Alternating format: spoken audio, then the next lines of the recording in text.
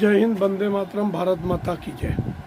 राष्ट्रवाद की बात प्रहार के साथ आप सभी का हार्दिक स्वागत है। दोस्तों, रेप की घटनाएं जिस हिसाब से बंगाल में बढ़ रही हैं, आम औरतों का जीवन वहाँ पे जीना दुश्वार हो गया। अभी तो जो घटना हुई है, ये ट्रेनी डॉक्टर है जो मेडिकल कॉलेज में स्टूडेंट है और उस लड़की का पहले रेप होता है, बाद में उसकी हत्या हो जाती है।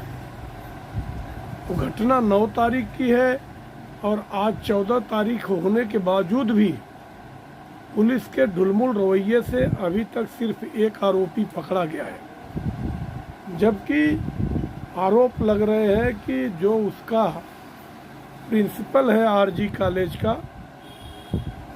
कॉलेज का जो प्रिंसिपल है संदीप घोष, डॉक्टर संदीप घोष, ये दिवालिया है, मतलब ये बैंकरप्ट है और उसके बाद भी इसको प्रिंसिपल बनाया गया है।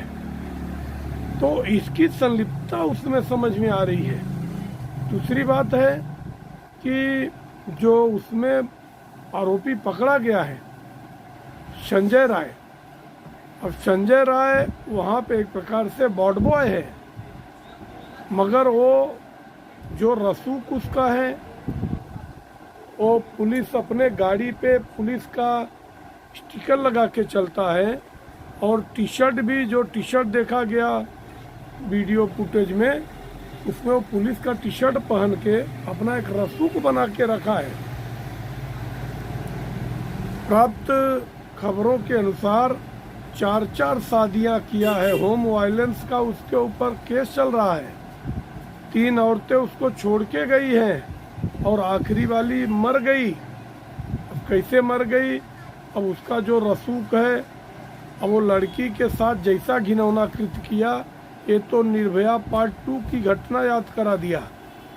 अब वो सेमिनार हॉल में, आरजी कॉलेज के 4थे महले पर सेमिनार हॉल में लड़की के मुंह में कपड़े ठूस के उसके साथ रेप करता है और उसके आँख से, उसके नाक से, उसके मुंह से और उसके गुप्तांग से खून निकल जाते हैं। ऐसा तो राक्षस भी नहीं किसी की निर्मम हत्या करेगा। और इसके बावजूद भी, इतना सब कुछ होने के बाद, वहाँ की जो मुख्यमंत्री हैं, इतना संवेदनहीन मुख्यमंत्री तो पूरे भारत में नहीं है, और महिला हैं, अविवाहित हैं, इन महिलाओं का दर्द नहीं दिखता है। ऐसी घटना, ऐसी वारदात क्यों बार बार पश्चिम बंगाल में होती है?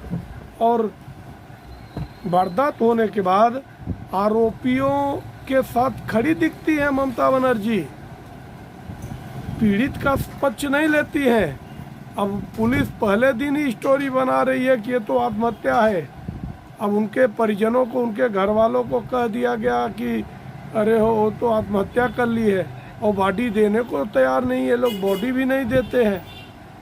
ये तो पूरे देश, वहाँ के जो संगठन हैं, डॉक्टर संगठन, सारे डॉक्टर, जितने भी ट्रेनी डॉक्टर हैं, जूनियर डॉक्टर, सब आंदोलन कर रहे।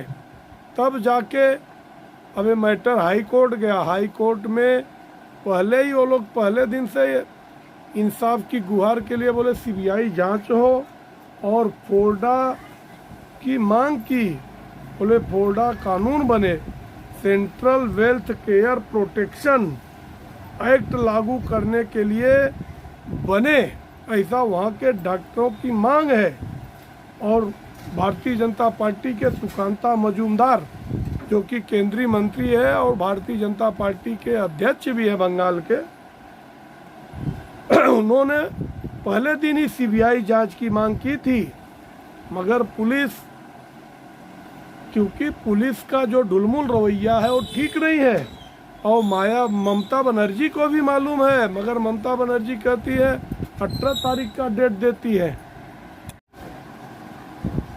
तो ममता बनर्जी क्यों बचाना चाहती हैं, किस अपराधी को बचाना चाहती हैं? एक तरफ तो ममता बनर्जी कहती है कि अगर पुलिस बराबर काम नहीं करेगी तो मैं सीबीआई की सिफारिश करूंगी। मगर 18 तारीख 9 तारीख की घटना है, 18 तारीख क्यों? आपके मन में खोट है। अब वहाँ के सबूतों को आपको नष्ट करना है।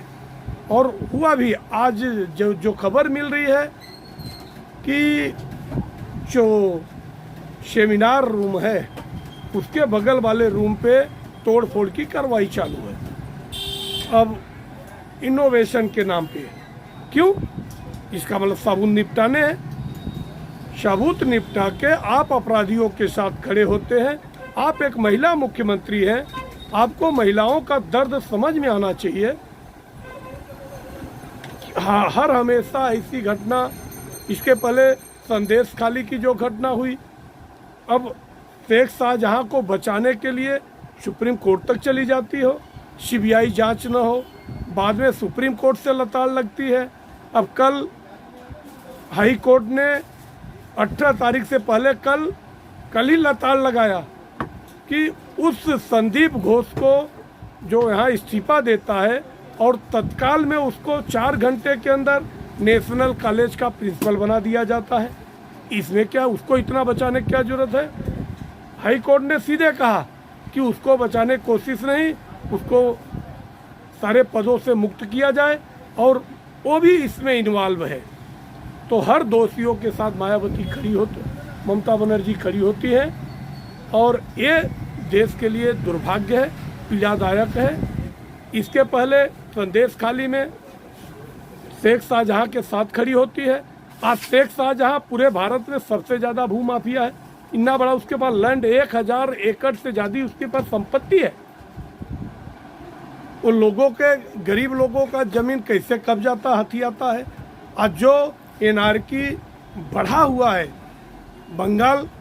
बंगाल में, मैं तो कहता हूँ कि एक लंबे समय के लिए राष्ट्रपति शासन लागू कर देना चाहिए कश्मीर के तर्ज पर। जब तक स्थिति सामान्य नहीं हो जाती है तो उसको सेना के हवाले ही कर देना चाहिए, क्योंकि बंगाल नहीं तो आने वाले समय में बंगाल में भी वो सारी वारदातें होगी जो आज बांग्लादेश में हो रही है। तो मैं तो केंद्र सरकार से अपील करता हूँ कि ये नोक-झोंक, सत्ता की राजनीति छोड़कर यहाँ पे लोगों की रक्षा के लिए और सुप्रीम कोर्ट को भी स्वतः संज्ञान लेके ऐसे मामलों में दखल देना चाहिए कि चाहे वो महिलाएं हों, चाहे वो डॉक्टर हों, ये बार बार ऐसी वारदातें उनके साथ ऐसा कुकित होता है। अब वो बेचारी डॉक्टर अब उस पढ़ने गई थी, उसका भी भविष्य क्या, उसके साथ रेप करता है, उसको मार देता है, उसकी लाइफ ख़त्म कर देती है। ऐसी वारदातों पे अंकुश कैसे लगेगा, ये पूरे देश को सोचने का विषय है। कि ममता बनर्जी की सरकार और ममता बनर्जी की दादागिरी, और यही घटना सेम वहाँ पे हुई है कन्नौज में। कन्नौज का जो नवाब सिंह यादव है वो उनका एकदम बेहद करीबी है, अखिलेश यादव का और डिम्पल यादव का। एक शब्द ये लोग बोलने रहे, कहते हम पार्टी से निकाल दिए हैं। अरे पार्टी से निकाल दिए? एक सारे अपराधी चाहे कोई भी हो, किसी भी जात का हो, किसी भी धर्म का हो, किसी भी पक्ष का हो, उसका एक ही हो, देश में ऐसा कानून बने कि 15 से 20 दिन के अंदर ये अपना फास्ट ट्रैक में उसकी सुनवाई हो। ऐसे रेपिस्टों को, दरिंदों को, हवसियों को मौत के घाट उतार देना चाहिए। ऐसा जब होगा तो ही देश के लिए नज़ीर बनेगा और ऐसे अपराधों पे जाके अंकुश लगेगा। बाकी 10 साल का सज़ा कर दिया या 15 साल का सज़ा कर दिया या 10 लाख का जुर्माना लगा दिया, ये सब करके इनके हौसले बुलंद हो रहे हैं। इनको कानून का कोई खौफ नहीं है। अपने देश के इतने बड़े लोकतंत्र में अगर किसी को कानून का भय नहीं, डर नहीं, और अपनी मनमानी बढ़ते जा रही है, अपराध पूरे भारत में बढ़ते जा रहा है, इन अपराध पे अंकुश करने के लिए एक सशक्त कानून की ज़रूरत है। वो कानून ये हो कि फास्ट ट्रैक पे 15-20 दिन के अंदर कोई भी हालत में सुनवाई हो और ऐसे बहसियों को, चाहे कितने भी रसूखदार हो, इनको जब फांसी की सज़ा हो या तो इनका अरे हो सड़कों पे इनका कत्लेआम हो सार्वजनिक रूप से, तब जाके अपराध कम होगा। आप लोगों का इन सारे विषय पे क्या राय है? हमारी तो पूरी नज़र बंगाल की इस घटना पे है। आगे की अपडेट के साथ हम आपके बीच में फिर हाजिर होंगे। उसके पहले आप देखते रहिए राष्ट्रवाद की बात प्रहार के साथ। आप हमारे चैनल को सब्सक्राइब कीजिए, अपने दोस्तों को शेयर कीजिए। जय हिंद, वंदे मातरम, भारत माता की जय।